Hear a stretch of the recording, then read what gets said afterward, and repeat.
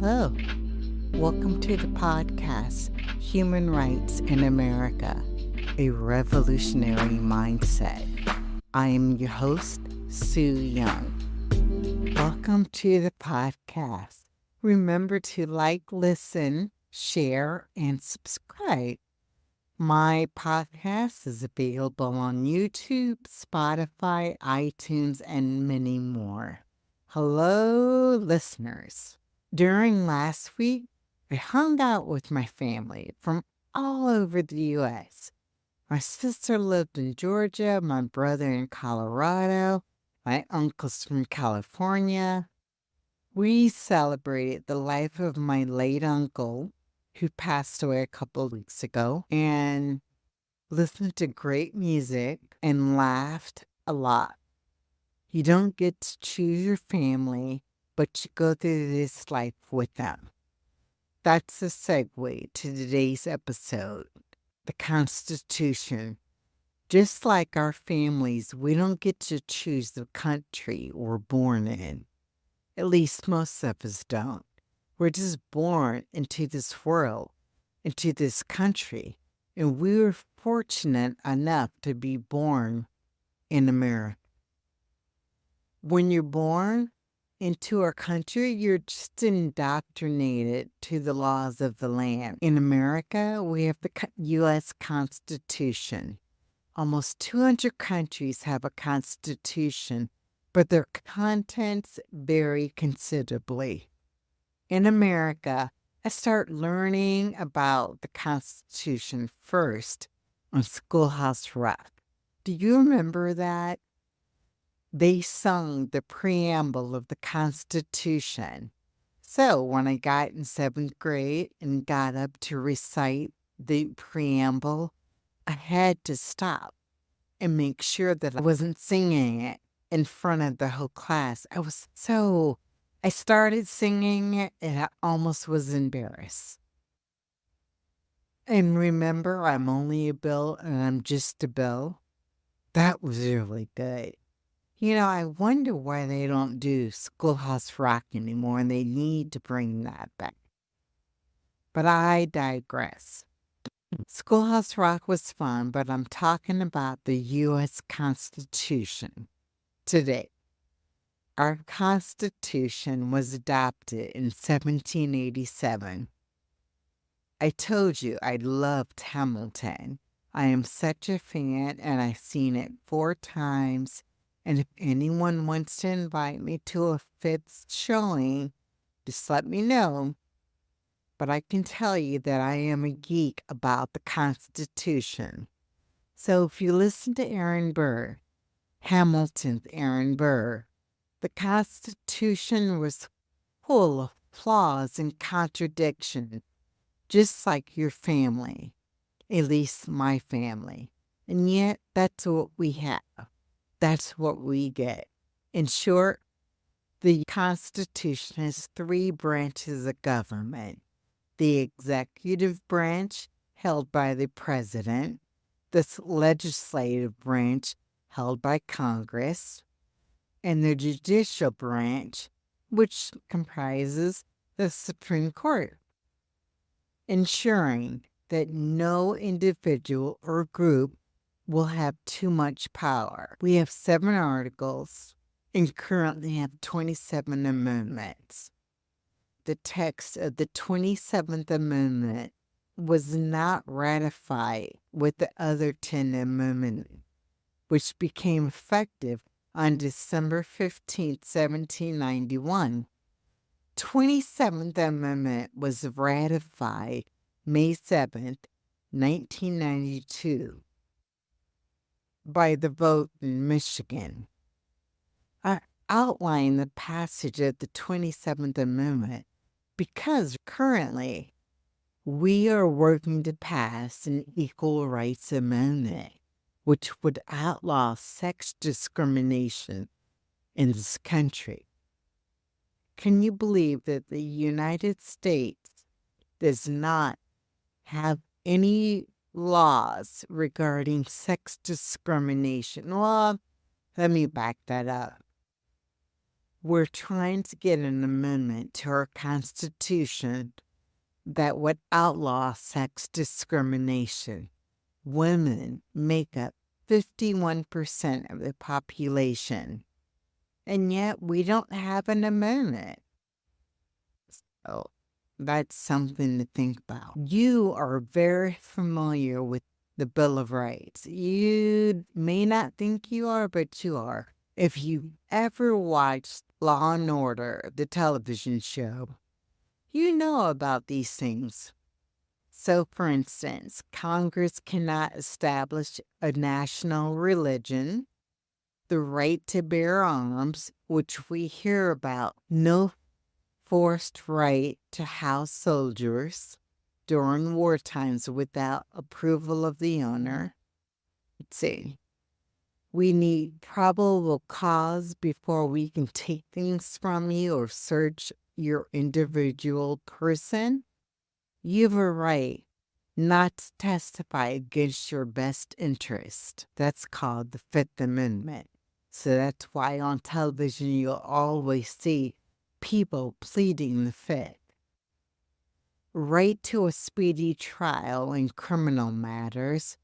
Right to trial by jury. No cruel or unusual punishment.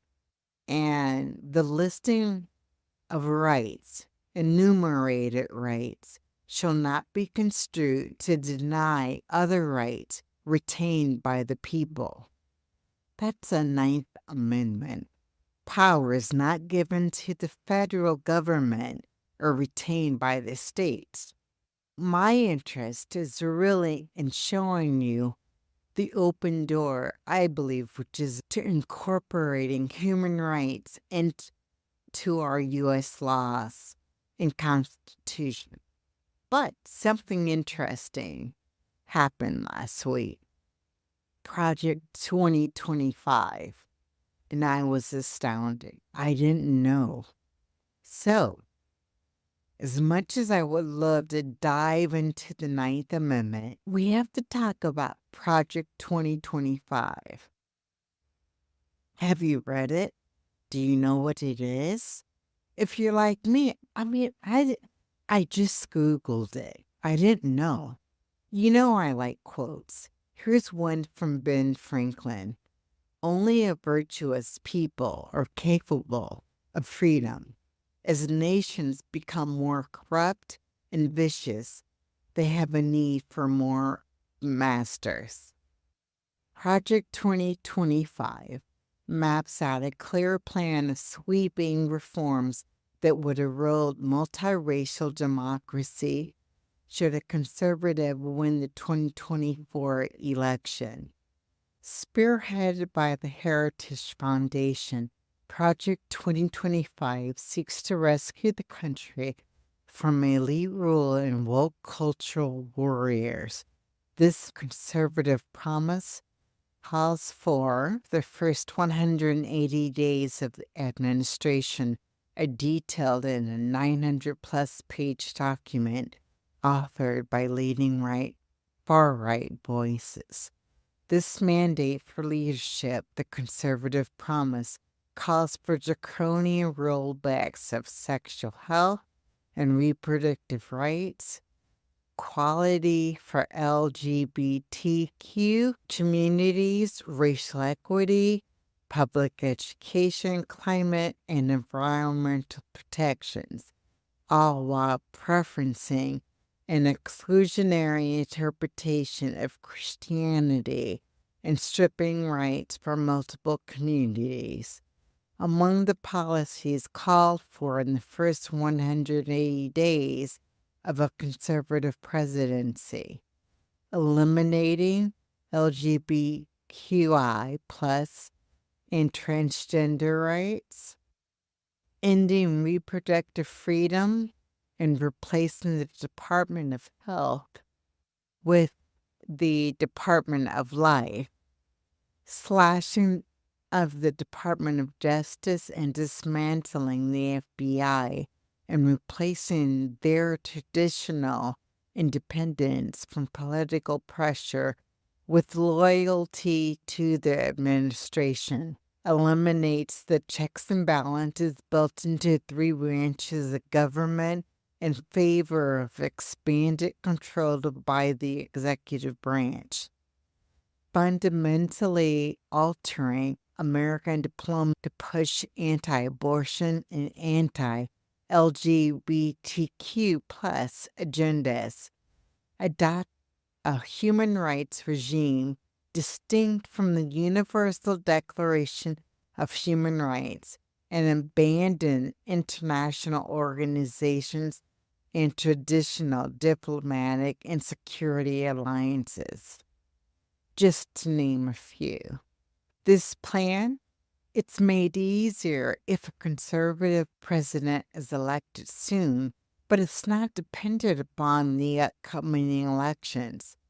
This is the plan that they will continue to push to drive far-right thinking into the future as Christian nationalist groups push for these changes. Elements of the plan are already being put into place on the local and state level.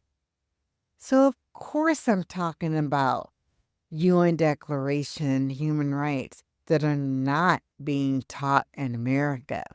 And when you hear like Project 2025, an agenda to adopt new human rights distinctly different from these, then I would be remiss if I didn't change my agenda slightly.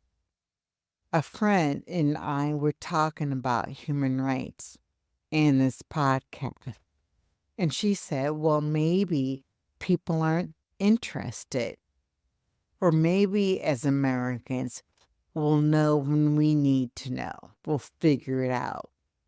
So I asked, you can't say that Americans don't care.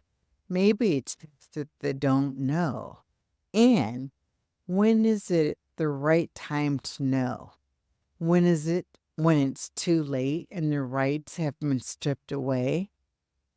I don't know about you, but I don't want to be sitting in a small room whispering, remember when we had rights under the Constitution? No matter how entertaining Hamilton was, I don't want to live it. A quote by Daniel Webster, one of the great spokesmen for unity of the states. He says, I am committed to the Constitution of the country, and I am committed against everything which, in my judgment, may weaken, endanger, or destroy it, and especially against all extension of executive power. And I am committed against any attempt to rule the people of this country by the power and the patronage of the government itself. So what does this have to do with human rights? Well, it's simple. It's America, and we are America. The people will always be found to be the best army. They may be led astray for a while, but soon they will correct themselves. Thomas Jefferson. The last topic is a reminder, a revolutionary mindset. Why did I choose that word, revolutionary? Not because it was cute or trendy. It's empowering. It reminds us of our duty to act when things may go awry or when things are skewed. There are 4 stages of a revolution: sudden and drastic change, mass participation, conflict and resistance, and ideological motivation. My reason for the podcast is first educating and giving out information before any change. You, the individual, must sit with your choice and your truth. I want America to be better. I want America to progress instead of regressing. Let the future be what we wish it to be, a better representation of who we are collectively and individually. There has to be more. Learn something, do something, stand for something. A quote from John F. Kennedy. We are not afraid to entrust the American people with unpleasant facts, foreign ideals, alien philosophies, and competitive values. For a nation that is afraid to let its people judge the truth and falsehood in an open market is a nation that is afraid of its people. And remember, Alice Walker, the quote, the easiest way that people give up their freedoms is when they think that they don't have any. Well, until next time. Until next time, be revolutionary, be human.